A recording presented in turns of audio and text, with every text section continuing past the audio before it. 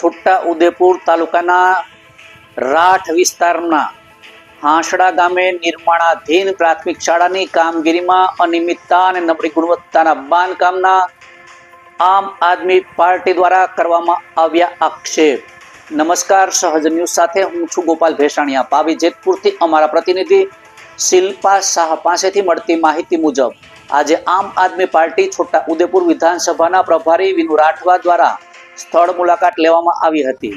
મુલાકાત દરમિયાન શાળાના બાંધકામમાં વપરાતી સામગ્રી નીચી ગુણવત્તાની હોવાનું સામે આવ્યું હતું।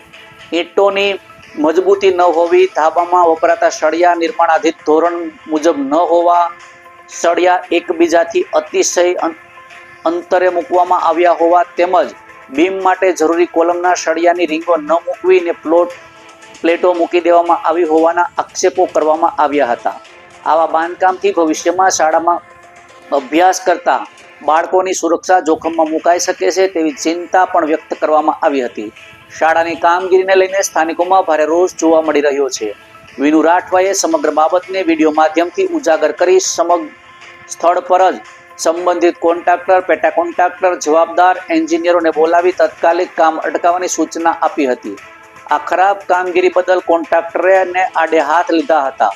ઉલ્લેખનીય છે કે હાંસડા ગામે વર્ષ 1986માં પતરાવાળી શાળાનું નિર્માણ થયું હતું। લાંબા સમય બાદ હાલ નવી શાળા મંજૂરી મળી છતાં પણ તેમાં કોઈ પણ તકલાદી કામ થતું હોવાના આક્ષેપો થયા છે। પેટા કોન્ટ્રાક્ટરે કેમેરા સામે આવવાનો ઇનકાર કર્યો હતો। આ મુદ્દે ગ્રામજનોની હાજરીમાં જ પૂર્વ શિક્ષણ મંત્રી અને આદિજાતિ મંત્રી કુબેર ડિંડોર ઉપર પણ જવાબદારી નક્કી કરવાની માંગ ઉઠાવવામાં આવી છે। રિપોર્ટર શિલ્પા શાહ, સહજ ન્યૂઝ, જેતપુર, પાવી। આજે અમે અહીંયા છોટાઉદેપુરના અંતરિયાળ વિસ્તારના હાંસડા ગામે ત્યાંના સ્થાનિક લોકોની એક ફરિયાદ હતી કે ભાઈ અમારા ગામની અંદર સ્કૂલ બને છે તો સ્કૂલની અંદર મટીરિયલ હલકી કક્ષાનું વાપરવામાં આવે છે અને સાહેબ સળિયા પણ પૂરા પાથર્યા નથી વ્યવસ્થિત। તો કાલનો ફોન હતો, કાલે પછી અમે કામમાં હતા, આવી શક્યા નહીં, પણ આજે અમે તરત ત્યાં સ્થળ ખાતરી કરી અને નિરીક્ષણ કર્યું ત્યારે અમે બધું જોયું ત્યારે ઘણી જગ્યાએ સળિયા પૂરા બાંધ્યા નથી, સળિયાને પણ ખાઈ ગયા છે આ લોકો કોન્ટ્રાક્ટરો।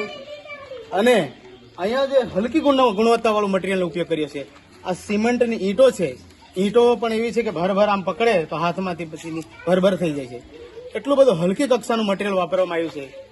અહીંયા જે હાંસડા ગામની અંદર આ છોટાઉદેપુર જિલ્લા શિક્ષણ સંચાલિત 1986માં જ્યારે સ્કૂલની સ્થાપના થઈ હતી ત્યાર પછી અહીંયા જે પતરાની સ્કૂલ આજ દિન સુધી જર્જરિત હાલતમાં પડી છે અને આ સ્કૂલની અંદર બાળક બેસવા માટે પણ તે જગ્યા નથી।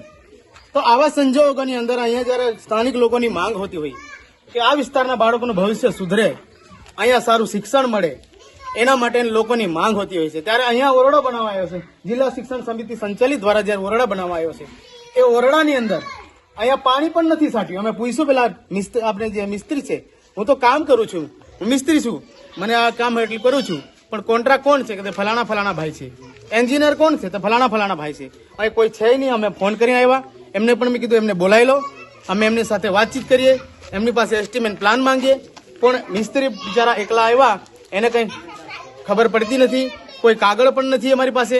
પણ અમે જોયું ત્યારે હલકી ગુણવત્તાવાળું મટીરિયલ છે અને અમે બધું નિરીક્ષણ કર્યું છે। ખરેખર આજે શિક્ષણની જ્યારે બહુ મોટા પાયે વાત થતી આખા ગુજરાતની અંદર, આદિવાસી વિસ્તારની અંદર જ્યારે બાળકોને ભણવા માટે ઘણો બધો મોટો પ્રશ્ન થતો હોય છે ત્યારે અમે ઘણીવાર એમ કહીએ છીએ કે આટલા કરોડો રૂપિયા ફાળવે છે, તમે શિક્ષણને ખાઈ જાઓ છો, લોકોને આ વિસ્તારના શિષ્યવૃત્તિના રૂપિયા ખાઈ જાઓ છો, લાખો કરોડોનો ભ્રષ્ટાચાર પર ભ્રષ્ટાચાર। આજે એવું લાગી રહ્યું છે કે છોટાઉદેપુરની અંદર આજે આ જે કોન્ટ્રાક્ટરો અને અધિકારીઓને સરકાર એમને છે ને ખુલ્લેઆમ ભ્રષ્ટાચાર કરવા માટે એવું લાગી રહ્યું, સર્ટિફિકેટો આપી દીધા છે એવું લાગી રહ્યું છે। એટલે અમે કહીએ છીએ કે આ સારી ગુણવત્તાવાળું કામ કરે, સારી સ્કૂલ બને, અમારા બાળકને ભવિષ્યની અંદર અહીંયા 1986 પછી આજે સ્કૂલ મળતી હોય તો અહીંના બાળકને આજે પાણી ટપકે છે તો આના માટે નવું બિલ્ડિંગ બનાવે છે, એ બિલ્ડિંગની અંદર આજે ભ્રષ્ટાચાર। તો શું કરવાનું શું?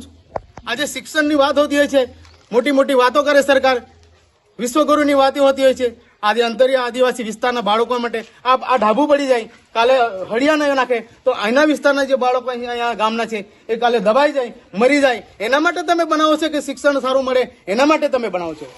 એટલે અમારી આગ્રહ છે.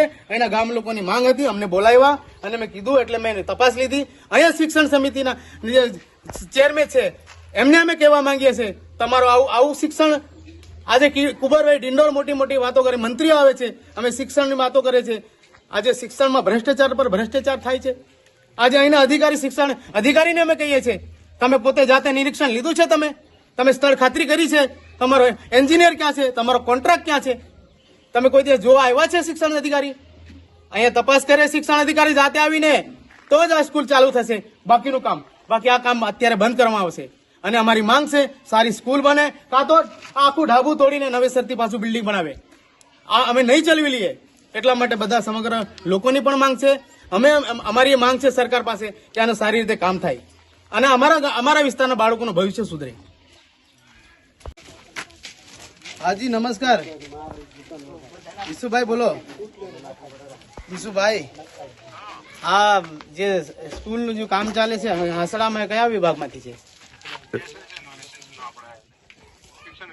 શિક્ષણ વિભાગ એટલે તાલુકા કે જિલ્લા લેવલે? જિલ્લા શિક્ષણ અધિકારીમાં આવે. કોણ આવે છે? એન્જિનિયર કોણ છે? મિલિંદ ફોન આપો ને. આ બધું તમે જોવો તો યાર ઈસુભાઈ, તમે કોન્ટ્રાક્ટ કામ રાખ્યું છે આમાં? ના ડ્રોઈંગ નહીં, તમે અહીંયા મટીરિયલ દેખવા આવો ઈસુભાઈ. મટીરિયલ તમે દેખવા આવો, બધા માણસો ભેગા થયા છે. તમે કામ કરો, વાંધો નહીં. આ બાળકના ભવિષ્ય માટેનું શિક્ષણ માટેની વાત છે, પણ તમે કામ કરો છો ડ્રોઈંગ પ્રમાણે, વાંધો નથી, અમને કોઈ વાંધો નથી. પણ આ તમે સાંભળો, સાહેબ ને એન્જિનિયર સાહેબ ને બોલો, આ બધું મટીરિયલ તો તમે દેખો ને કેવું છે. તમે જો જાતે આવીને અહીંયા ઉભા રહે તો આપણે વાત જોઈ લઈએ. એવું નહીં સુભાઈ, સાંભળો, તમે આવશો ને તો તમે પોતે પણ આપણે એવું લાગે તમે આવો તો રૂબરૂ આપણે જોડે આપણે ઉભા રહીએ. કાલે આવશો કે પરમ દિવસે આવશો? હું તમે કે ત્યારે સાહેબ નો નંબર આપો ને, મિલિંદ સાહેબ નો આપો ને. આપો હમણાં જ આપો. ના એ કરી દો બધું. ને બધું આપો મને, એસ્ટિમેટ પ્લાન આપો. હા, અને સાહેબ નો નંબર આપો મને. ઓકે, કરો, હમણાં જ કરો. હા, આ સ્કૂલ બને છે એમાં મટીરિયલ સારું નથી. અને અમારે જો આ બાજુમાં દેખાય છે સ્કૂલ, એના 20 વર્ષ થયા ને ડેમસ બતાવે છે. પાણી ગળે છે. પછી બાજુમાં આંગણવાડી દેખાય, એનું 10 વર્ષ થાય છે, 10 થતા નથી, એ બી પાણી ગળે છે. જે કઈ અહીંયા કામ કરે છે ને એ બધું પેલું જ છે, ભ્રષ્ટાચાર વાળું છે. એમાં કોઈ સારું કામ જ નહીં. એટલે આજે આ નિશાળપણે એમાં જરીક સારું વાપરો એમ હું પહેલેથી જ કીધું હતું, પણ મારો વિરોધ આ કોન્ટ્રાક્ટરે કર્યો હતો કે આ તું કઈ કામ કરી આવેલો અને તને શું ખબર પડે છે એમ આ લોકો મને કીધેલું. એટલે પછી હું શાંત પડેલો, બોલ્યો નથી. નીચે પાયામાં વાત કરેલી આ લોકો જોડે, આ તને શું ખબર પડે છે આવી વાત થયેલી. પછી મેં આ સ્લેબ ભર્યો ત્યારે મેં અહીં આવ્યો નહીં, પણ એક છોકરાને મેં કહી રાખેલું કે ઉપરનો જે સ્લેબ ભરે ને એમાં ખાલી નજર કરજો, કદાચ મોટો હરિયાઓ હશે મને ફોન કરી વાત કરજો એમ. તો હું કામ પર ગયેલો, ત્યાં આવીને જોયું તો આવો. મારું નામ રમેશ રાઠવા, ગામ હાસડા. આપણે મિસ્ત્રી, તમે તો મિસ્ત્રી છે ને? મેં તો કારીગર છે. હા, તો એ તો વાંધો નહીં. પણ મેં આમાં આ જે ગાળા છે, આ ગાળા આપણે ઢાબુ ભરે છે, તો તમને એન્જિનિયર બતાવે છે કે એસ્ટિમેટ મુજબ કરાવે કે તમને ડાયરેક્ટ તમે જ કરો? ના, અમે નહીં કરતા. પલાડ મુજબ ખરું ને? હા, પલાડ મુજબ જ કામ. એ કોણ છે એન્જિનિયર? એન્જિનિયરિંગ તો એ ખરા ને, પેલા એને ચેક કરી જાય. મિલન સાહેબ નહીં કરી. મિલન સાહેબ. અચ્છા, એટલે તમારે પેલા સળિયા નહીં મળે આ ઢાબુ અને આ સ્લેબ માટે આવા સળિયા થોડી વપરાય. એટલે મેં હું કહું છું કે આ તમને કેવું લાગે મિસ્ત્રી? હું તમને કહું, આ બરાબર એવું લાગે કે આ ખરેખર ફરિયા વધારે નાખવા જોઈએ કે ઓછા નાખવા? તો આ નાખવા તો વધારે જ પડે એવું છે, પણ એની અંદર શું છે તમને વાત કહું છે, પણ કે આ ખરું ને, હા આ ખરું ને આપણે 14 ઇંચનું એસ્ટિમેટ પ્રમાણે છે. હા, તો અમે આ ખરું ને 12 ઇંચે બંધી છે. વાંધો નહીં. એટલે અમે તમને આવ્યું છે જે છે એ તો અમે કર્યું છે કામ. વાંધો નહીં. એસ્ટિમેટ એસ્ટિમેટ જે પ્લાન ખરું ને, પ્લાન મુજબ કાગળ આપ્યું કે તમે? પેલા અર્જુનને આવ્યા ને એમને આપ્યું છે. એવું બધું હજી પેલો એન્જિનિયરિંગ જોવે ને એમને એ બતાવીએ. એન્જિનિયર આવે છે કે તમે ખાલી એ ઉભા રહી કે કરાવે છે કે તમે ડાયરેક્ટ? ડાયરેક્ટ એક વખત બતાવી દે, આ રીતે નીચે આ રીતે બાંધવા નહીં કરે કરી નાખીએ. એ તો હર જગ્યાએ આવે ને તો આ રીતે એનો નંબર આપશો? નંબર તો મળી પિંગલા જના નંબર કે એમના નંબર આપો. બંનેનો નંબર